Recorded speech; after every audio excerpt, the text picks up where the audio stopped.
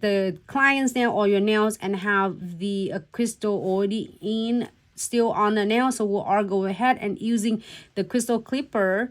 I not using the nipper because the nippers might damage the right in the blades right here. So this is a special that you can remove your crystal safely and without like it's a special the clip for that remove the crystal without damage or using any of the nipper that you have.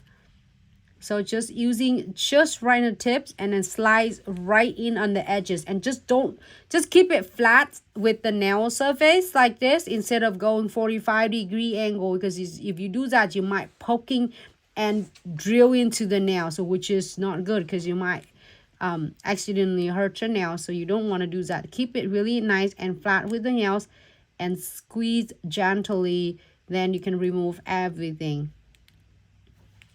Great. So now after we're done with that, and I am go ahead and using the file.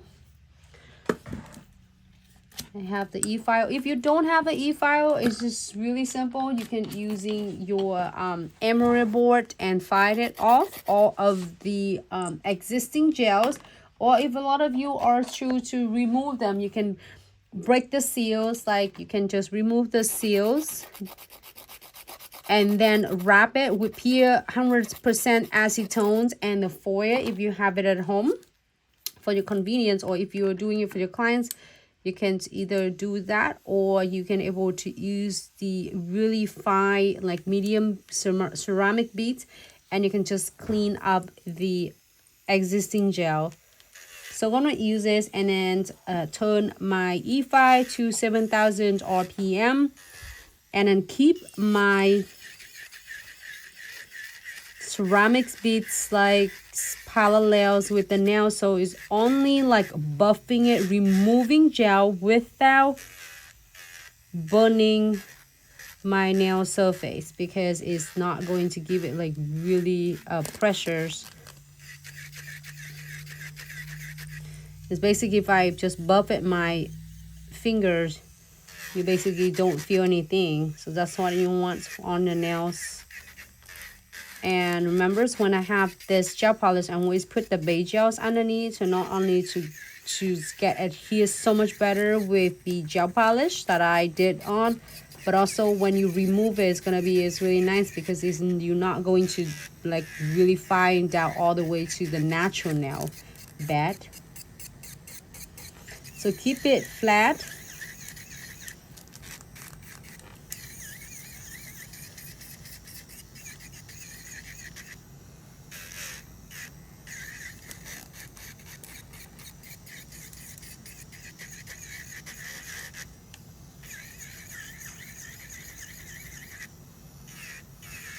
And I'm going to continue until I remove completely. But again, if you choose to like soak in your nails, you can stop right here and wrap it with the cotton ball. Get the cotton balls and saturate with 100% acetone and wrap it really tight right here on the nails where it have the gel polish. It's gonna probably coming off and flicking off in like 5 to 10 minutes. The thinner the gel polish residues you have, the faster it's gonna be for the remover process. So I'm sure to just file them all off. You can see that I only have just a little bit left. And with this technique, you remove the nails, the existing gel polish off from the nails really safely and fast as well. And remember, don't put any pressures on it, just like basically you buffing on your nails. If I do, it's supposed to be like really gentle. It's like floating instead of just like press it down and heavy-handed with it. All right, you can start seeing it. It's just completely almost gone. So now with the gel extension, your choice that if you want to keep your natural nails like a little bit like this is good. Sometimes I do, this time I am going to keep it. Sometimes I cut them all completely off. Like So it's really depends if you want to keep a little bit or if you want to cut like really trim them really short. So I'm gonna using 100 and 180 the file,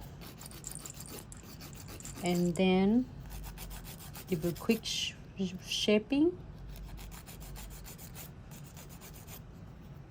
and then give it a quick buff, really gentle. So then if you're doing it properly, remove them, it should not feeling tender or sensitive at all, because there are no pressures on the nails.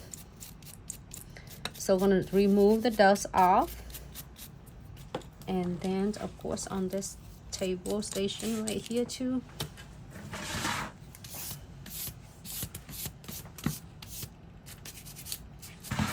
I'm using the alcohol and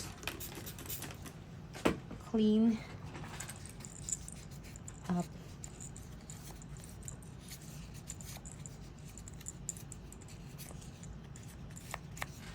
Okay, and then moving on, and this time I am using stiletto medium, and it's come in like half size, like a 12 sizes.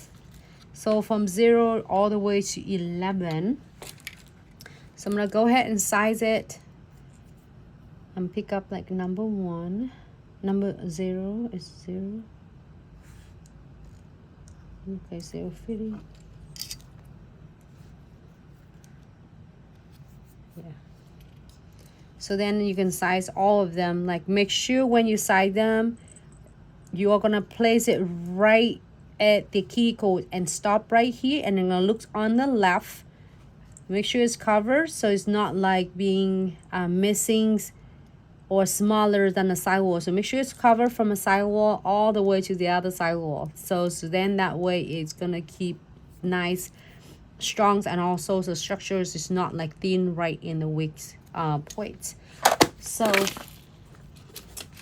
we are going to do the gel extensions procedures. We're gonna need just really simple 4-step, which is base gels, and then we also have primer, base gels, and of course important tip, extension glue gels, and then no wipe top coat or the matte top coat if you are going to use a matte finish. So let me do the primer first. Apply this right on my natural nails, just getting it closer to the cuticle but not getting too close, and you might accidentally flooding your cuticle area with primer, which is not necessary. And then we are going to moving on base gels. I'm go ahead and apply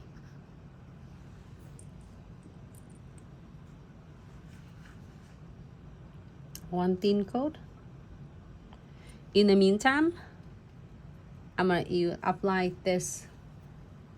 I'm gonna apply the tips, just the base where it is going to adhere to my natural nails.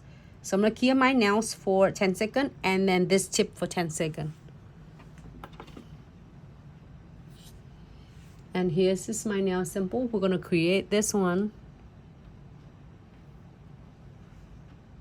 Thanks so much, Instagram fam, Facebook fam, Instagram fam, Facebook fam, YouTube fam, TikTok fam, and Twitch fam. Happy Thursday. Did you share? And then so now we're done. The purpose of I doing it based on both nails, my natural nails and the tips, you see that we don't have to file them or etches them at all, because you don't want your tip to get any thinner, even though sometimes etching is not taking much of it. But if you're doing it, that is gonna make it like it's just getting a breaking to the tip structure. So then base gels will be the best adhere, especially with the base gels with Glitz, is compatible with the tip extension glue gels. And it does what it does is you have a base gel on the tip and you have a base gel on the nail. So what it does is gonna really stick like a concrete, and then in the middle between these two base gel is going to be the gel extension, the tip extension glue gel. Something is stuck in there.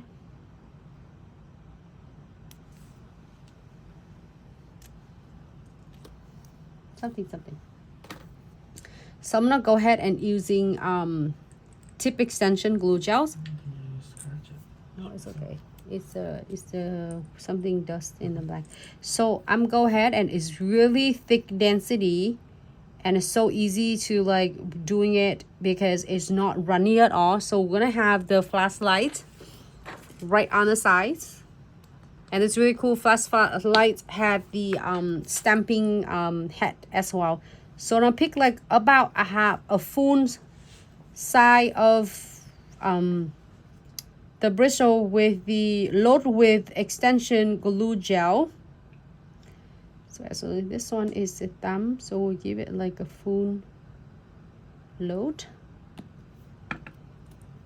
and then you're gonna turn it around and place it 45-degree angle, and then gently press down.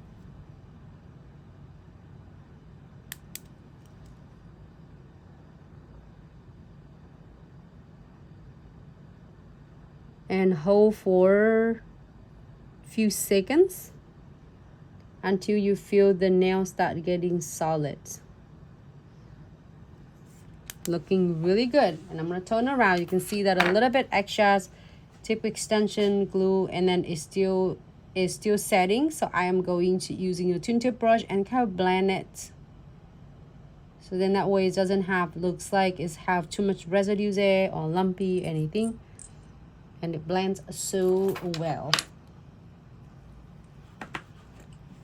The benefit of this is great for like all clients who had the